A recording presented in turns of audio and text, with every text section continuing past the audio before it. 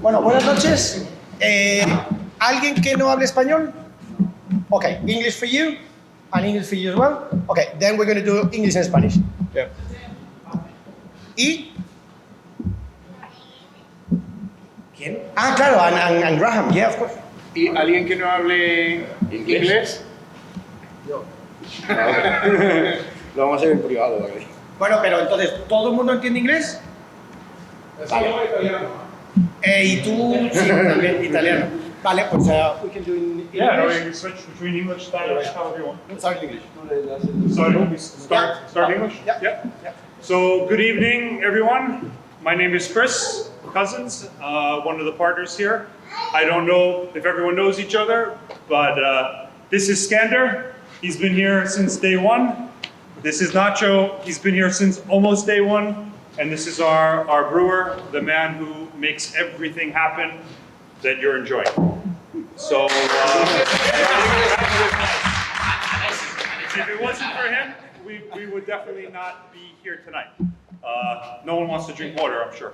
So, why are we here? Well, we're here because the company has reached a point where we think the opportunity is there in the market to really take it to the next level and start to grow.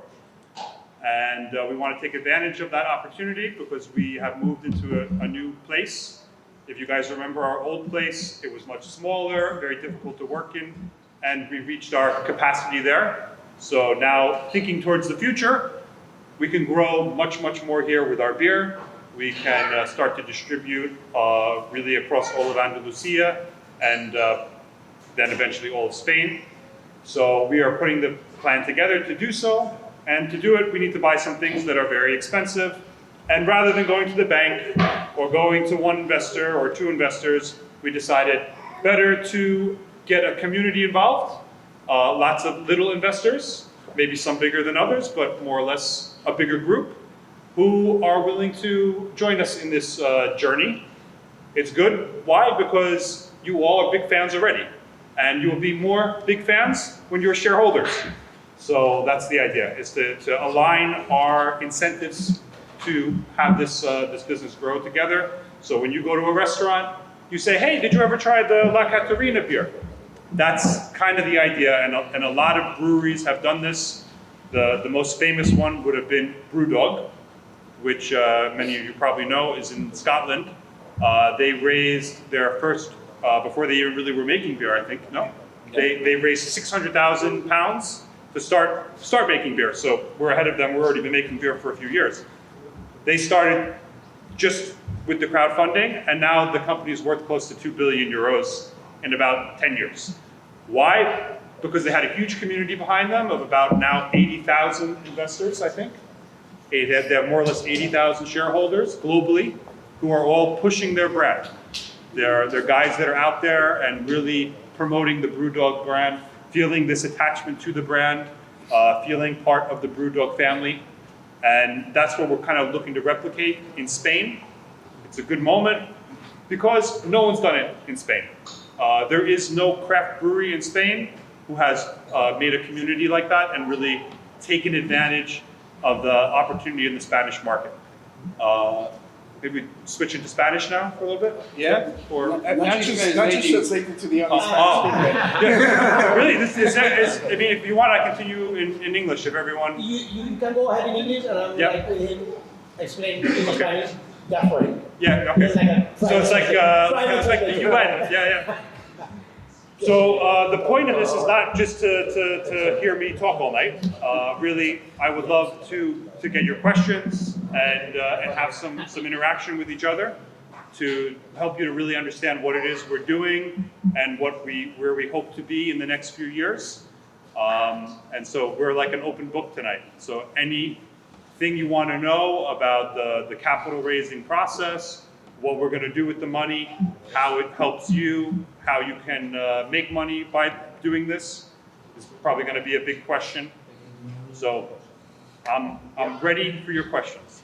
Maybe it's also worth mentioning, like when we started this, we were kind of having to train people or explain to them constantly, oh, this is an IPA, this is this is a blonde ale, this is whatever, you know.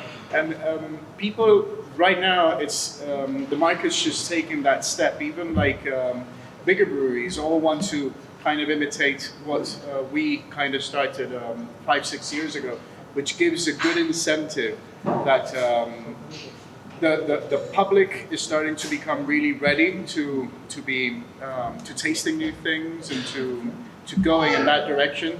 So I think it's right now the moment to actually give it a really big push and go towards that. Yeah. If you notice, even in the supermarkets, Cruz Campo is making a craft beer. Of course, it's not a craft beer; it's an industrial beer, but Yeah. it's not very good either. But they're trying to make this because why? Because they see everywhere else in Europe, in the States, craft beer represents like 30% of the market. That's not a joke. It's 30% of the market in the States. In the UK, it's getting close to 20, if not more already. So when will that happen in Spain?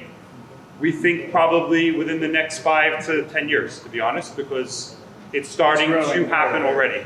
When you start to see it in the supermarkets, when you start to see, you know, bars that only sold Cruz Campo before, now starting with craft beers and asking us and calling us for craft beer, we can kind of use that as an assessment tool to see that it's getting into the place where it's going to really start to take Even off. restaurants that have craft beer as an exclusive tap as well, yeah, you for know, example. it's starting to happen. We've got one example here. So yeah, I think the market is definitely heading into that direction. So. And you know it as you've seen it as well. Yeah? Yeah, definitely. We're still on a change, no? Since we opened in 2014.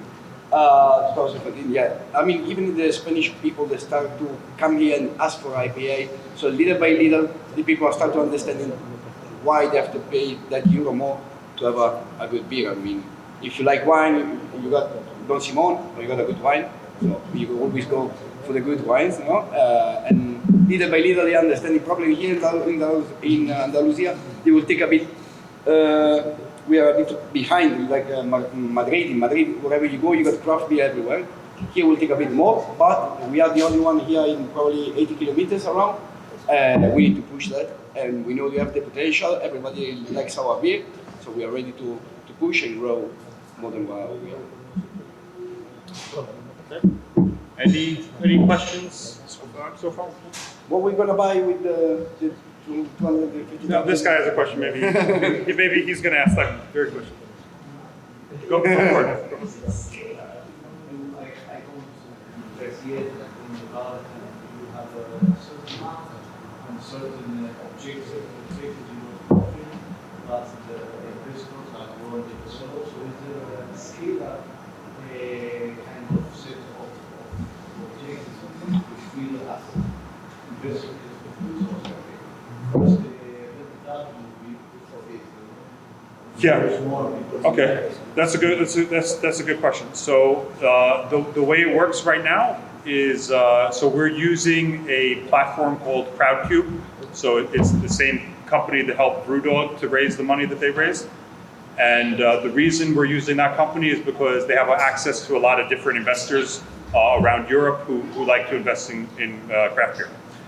However, they require any company raising on their site to have a local support, like that you raise privately in your own network, before they allow you to go live on their platform. So right now we're on the platform, everything's been approved, it's all regulated, it's all completely legal, but we need to raise 20% of what we want to raise in order to go to the next step, which is them promoting it to their entire public of investors who invested on Crowdcube. So the answer to your question is we need to raise the 20% now, and then once that's done, it will go public, and then it will be very quickly filled up and done.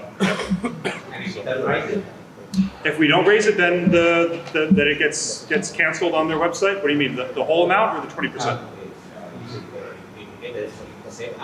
Yeah. Well, then the project gets canceled, and all the investors get their money back, and yeah, that's it. But it actually has never happened with a craft brewery on Crowdcube, so we would be the first, and I hope not. Yeah. So anyway, that's how it would work. The mechanics of it is you can send the money in by wire transfer or by credit card. They don't actually charge you on your credit card until until the end, actually. So we have to raise like the whole amount, and then they charge you. Yeah, they might block it like how like they do at a hotel or something, but they don't actually charge you. Good questions. Yeah. Is it possible to make multiple investments? Yeah, of course. I mean, you could say, for example, invest now, and then in 2 weeks, if it's still open, then you can do again. I mean, we're selling 10%, so once the 10%'s gone, it's gone. You know, so it's the idea is sell right now, 10% of the 10%, and build on that. You know, so that's what we're aiming to do. 20% of the 10%. Go for it. Yeah. The shares how this work? No, I mean, we're trying to get the discussion going if we can. Yeah, sorry. Go ahead. Do you have an idea of how much capital you need to raise? Yeah. What the expectations are, could be for the investor?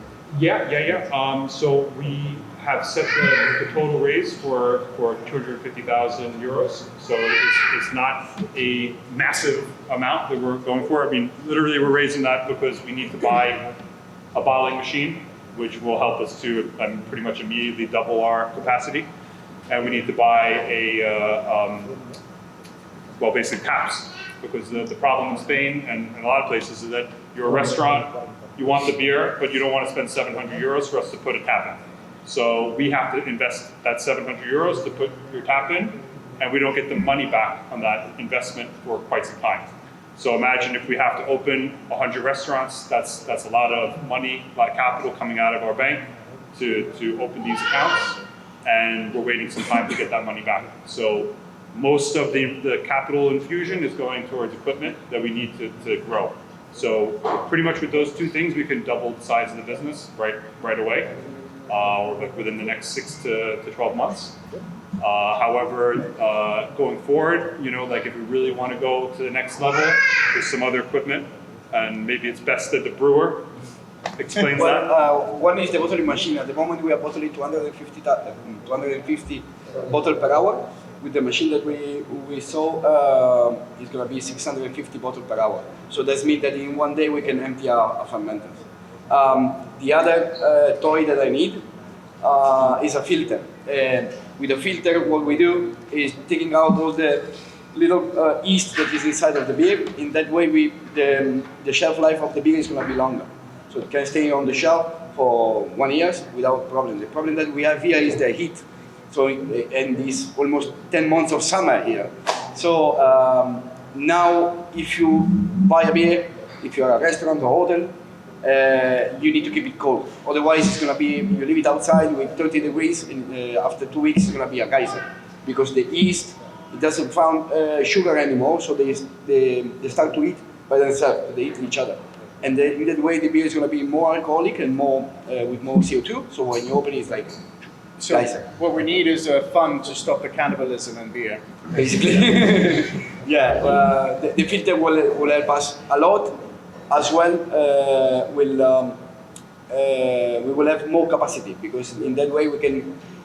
Now it's taking from 3 to 5 weeks to take out a beer, so the beer to be finished and ready to bottle. Okay. In the other way, probably we're gonna have 1 week less. So from 2 to 3 weeks, the beer will be ready, passing to a filter. So in that way, we can have more capacity as well. Yeah, I mean, so to be honest with you on that, so there's right now the main focus is growing revenue. We're not raising money right now, thinking, hey, in 3 years we're going to go and be able to exit to someone, or this is going to be like a, like a listing on anything like that. Right now, the point is to grow, get it to the stage where we start to become interesting for these types of acquirers. But of course, I don't want to cut ourselves short. It would be a shame to cut our growth short by focusing on how we're going to make a quick flip, for example. The idea is to grow. And one option, I mean, the good thing about doing the crowdfunding like this is it's kind of like the first step in getting all your books and everything in order. so that you could go ahead and list on AIM or a smaller exchange. So maybe that's not like the massive exit that everyone wants, but it would provide liquidity if you wanted to sell. So that would be something that we would consider, like once we've reached our growth targets, but it's not going to happen in the next 2 years, for example. Not with the amount of money we're looking to raise right now. It's step one, very, very, very early days. Yeah, I hope that helps. Anyone else? Any more questions? Yeah, it is. Two questions. Valuation. Sorry? Two main valuation. So the valuation has been determined by looking at other companies who have raised by crowdfunding in the past 2 years. So I mean, we do have some slides if you want to take a look to compare.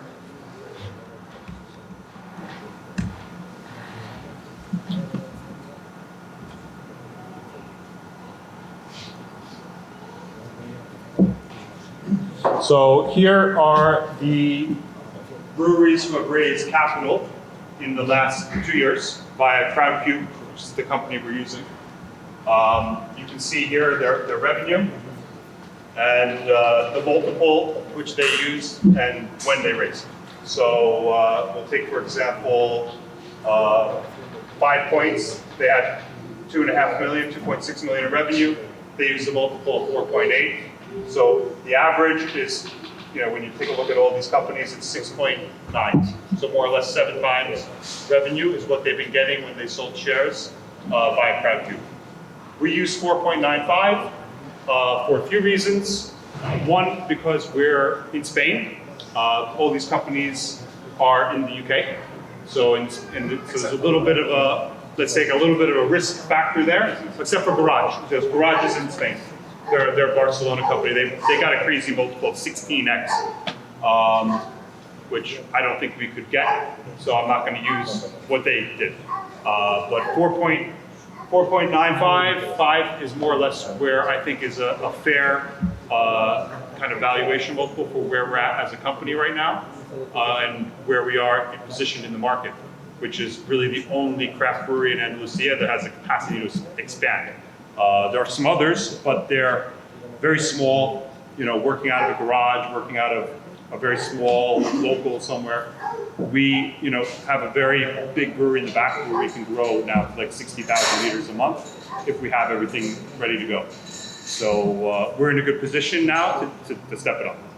And that's why it is. I think we've also, we've managed to get into some good businesses like supermarkets and hotels. I mean, there's very few beers in Spain that are in so many 5-star hotels. Yeah. They're in so many like Michelin star restaurants, and that has over the years given us a name. I mean, in the beer world, you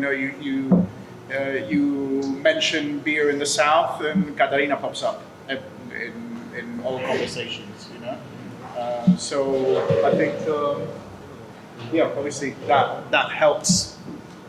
I mean, it's having those relationships in place right now, which we could leverage to grow. For example, Carrefour is not a particular easy supermarket to get into, but you'll find our beer there. Like Skander was saying, most 5-star hotels in the area are carrying our beer. All those 5-star hotels have multiple hotels. So it's not like we're banging on doors to people who don't know us. It's a matter of, hey, we're ready to grow. Are you interested in having our beer in another supermarket in your chain? Yeah, it sells pretty well in Estepona. We'll put it down the coast. And we have that relationship in place now, so we should leverage it. Also mention that we never had a sales team, and we're in all these places. So when we get the sales team. So when we do have a sales team, hopefully with this, then we hope to be tapping onto a lot more business. I mean, there is a huge market, especially here in the coast, and we need to squeeze it. Thanks, we are in the biggest hotel like Finca Cortesin, Puente Romano, Marbella Club, but we need as well a small restaurant. And it's harder to get in a smaller restaurant, especially it's hard to get the waiters to sell our beer, but we can take them, bring it here, and I can do a tasting to them. We can explain how to sell our beer, why they have to sell our beer, especially be focused that our beer is coming from here, so it's kilometer zero. It's something that is brewed 10 kilometers from your restaurant, so we need to push that. We have a huge market and we need to squeeze it. Go ahead. How many taps do we have? How many taps do we have now currently? Now, how many What, beers here we or- have at the moment? Around. Nacho, ¿dónde está? Nacho, ¿cuántos grifos tenemos? Aprox. ¿Cuántos hemos colocado? Sí. Pues antes de verano, porque el hecho del verano, bueno, nos cuentas el hecho del verano, ¿no? Que vemos aquí que hemos perdido unos grifos. Estamos En English. en 18 por ahí y ahora tenemos menos grifos. Por cuenta de verano. In the total, right now we're servicing about 30, 35 restaurants. About 18 to 20 have taps. We would like to put taps in all of them, but you know the problem. You know, it's every tap we put in is money. You know, to service it, to put it in, and of course we need to raise money to be able to do that more at the scale we want. We're not in many other places because We haven't tried to. no, it's not we haven't tried to. It's like our approach. We're one of the. I mean, we've never had the muscle to be able to say, yeah, well, if you buy me so many kegs, we'll put a tap for free. You know, which is what all the industrial beers are doing. So being able to offer this, I think, would be able to tap onto a lot of, even go back to a lot of people who declined, obviously, because they didn't want to afford, they couldn't afford it. They didn't want to put Put that money up front. that money in for it. Yeah. There's another question, sorry. I was wondering on logistics. For instance, a person in Sweden buy beer. Yep. Ship this. Oh, what if we wanted to sell in Sweden? Well, the filter is going to help us, especially during the summer times, because we had not many, but we had problem shipping beers because they take a week or two, and during the summertime, then the beer is going to go bad.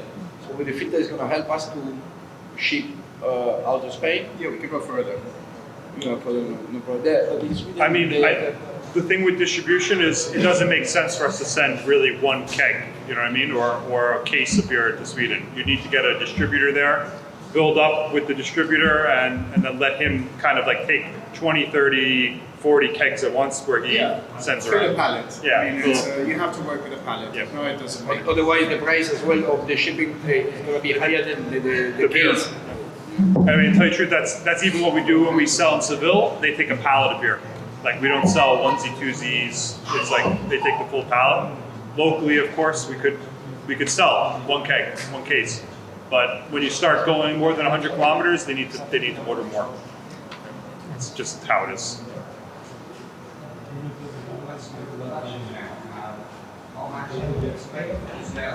Well, right now we can average is 10,000 liters a month right now. With our place we're in today, with the right change in equipment, we could do up to what, 50,000 liters, 50,000 for sure. which 5x the business. But I mean, that's with the equipment we need to buy. You know, so today with what we have, 10,000.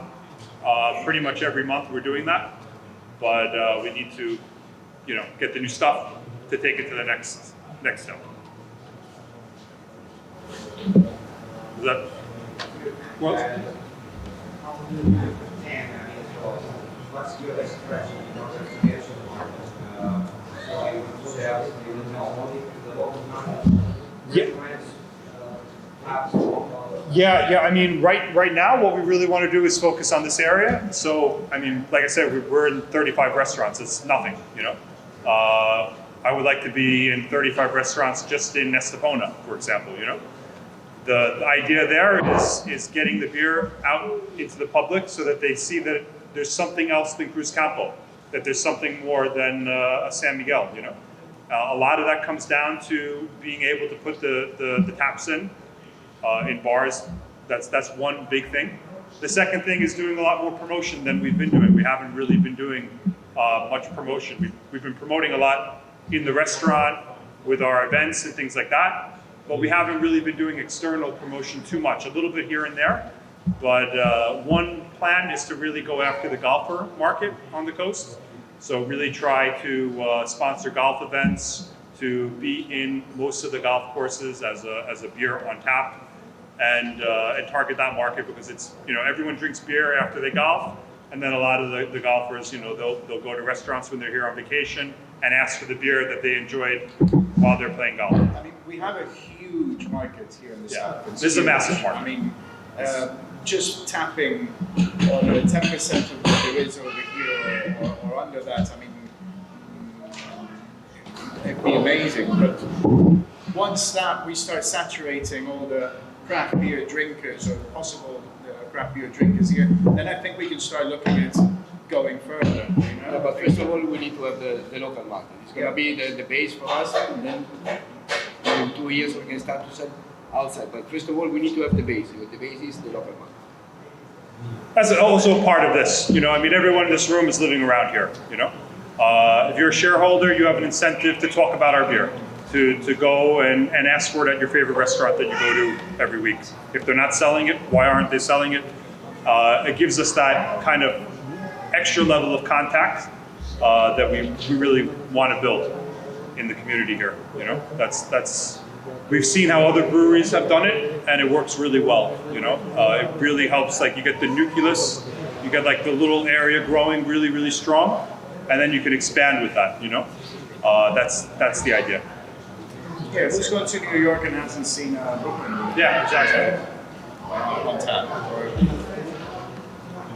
You can't go to an airport in the States now without seeing 5 or 6 craft beers on tap. They just, every airport, just 5 or 6 beers. It's what people want. It's what they ask for. No one wants Budweiser anymore. The only guys who want Budweiser is, severe alcoholics probably. I don't know. It's not a beer that you want to drink. When you get used to drinking good quality products, you don't care. Spending €1 more for a beer isn't going to change your life.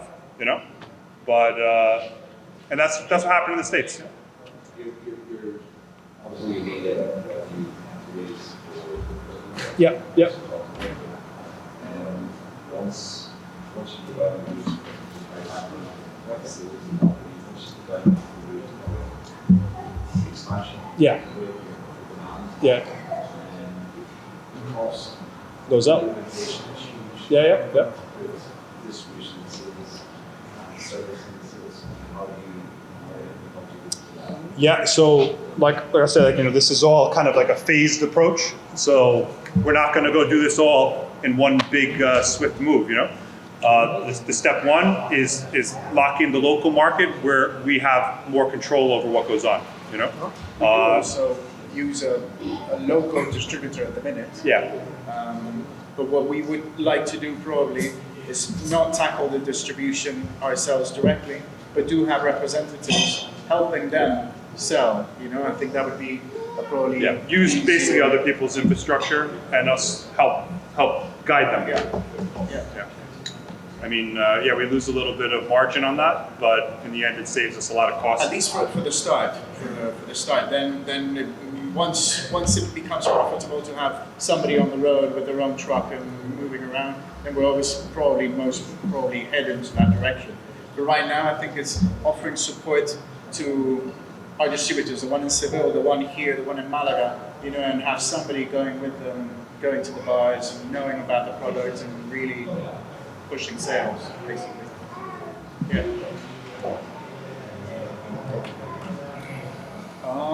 Anyone else? Any questions or feedback or?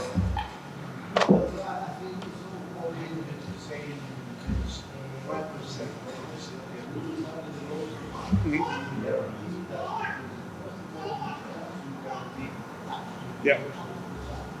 Guarantee a small percentage of increase in the revenue already. So with that, you already have under the revenue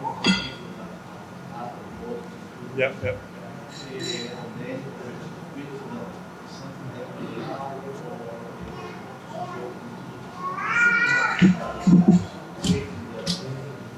They are in the supermarkets now, but obviously right now we try to sell little so that it turns over more. So we keep it in our fridge for longer and just, okay, if you want 5 boxes, I'll come 5 times and bring you 1 box, another box, another box, another box, you know? So it gives space instead of sending a whole. So it will allow us to say, do you want a whole crate of beers, or a whole pallet of beers? No problem. Where are you going to store it? Doesn't matter. You know, right now it does kind of matter. It doesn't need to be completely in climate controlled or whatever, but it can't go over a certain temperature. And in Spain, it's complicated. It's an issue they don't have in Scotland for food, but we do have it here.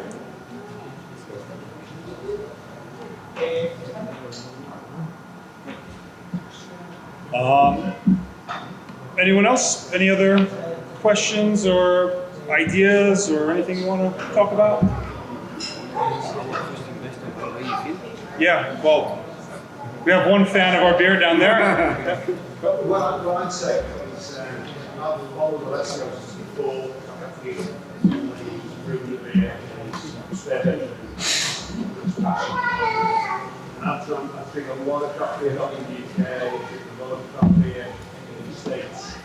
And the one thing about is that volume tends to be probably comes on the things up there. Pedro, Piero, Sierra Blanca, or without doubt, some of the best beers that you want to find. And once that gets out everywhere, I'm an optimist. I think it's like wildfire, but you've just got to finish it just with these guys.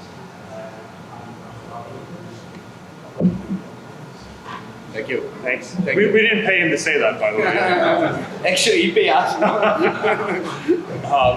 No, but it's, I mean, it's kind of true, you know. I mean, we took a gold medal in a Barcelona beer festival. We've taken a couple other medals in Jerez and other places. Barcelona is one of the biggest challenges in Europe. We won the gold medal with Sierra Blanca. Then this was 2018, 2017. We won the gold medal with Moya de Hierro in a challenge in Portugal, and the bronze medal with Tarifa. I mean, it's not about the prize. I mean, I don't care if it's golden or bronze or whatever it is. We have been working so hard during the last 5 years, and I think it's not about me, but just the work that we have been doing during the last 5 years.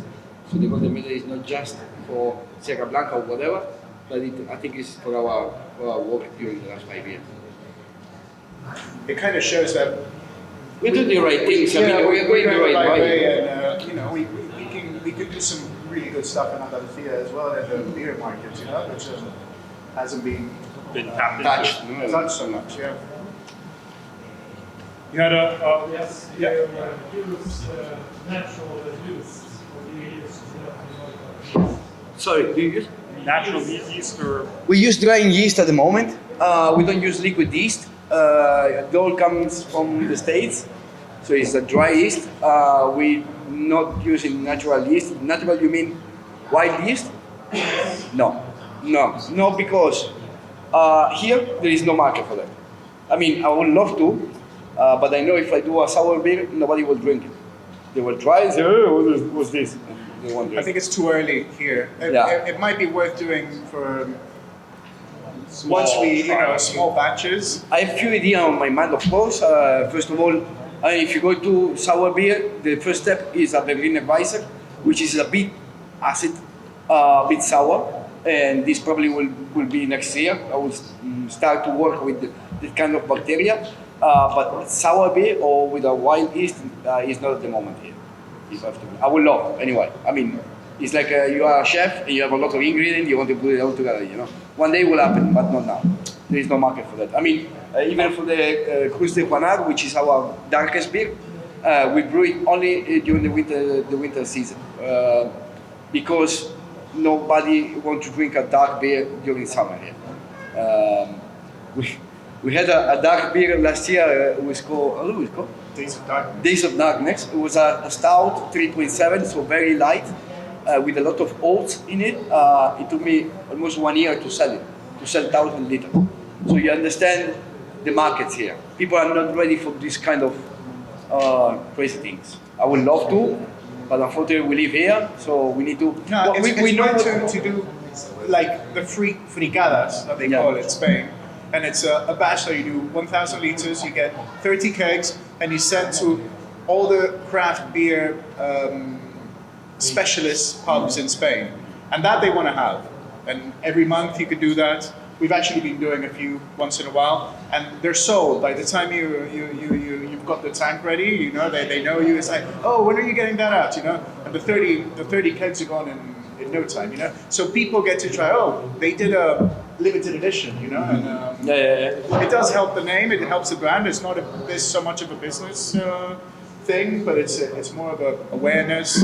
Bloggers speak about you. Having your name, having La Catarina there around. I mean, we know that what here in the local market we're gonna sell is a beer with low alcohol, and that's it. I mean, I would love to do Imperial Stout with 11 ABU, but who's gonna drink that? Me, him, and them. You know, 1,000 liters is hard to finish. Would be in our fridge for a long time. But of course we will do it. You of do course need we to will do those things, but they just they strengthen your name and your position in the market, basically. I think the one thing that we will do after the crowdfunding's done, when we have the funds to do it, is a lager. We don't do one now because of the filtering issue. Filtering issue in the water as well. But well, our golden mine is not far from a lager, and now is since 2018 is gluten free as well, which we believe we have a good market for that. But of course, we would love to have a pilsner. From my point of view, is as a recipe is the easiest recipe you can have. But then every little mistake that you have, you will reflect it in the final product. So it's easy to make an IPA because if you make a mistake, you put more hops and that's it. But with a lager or pilsner, is straight. You will find it straight. If there is a mistake in the production, you will find it straight. So from my point of view, is something that is a challenger. No, you need to have the right equipment to be able to do it comfortably and without saying, "Oops, we screwed up there." You know? Yeah.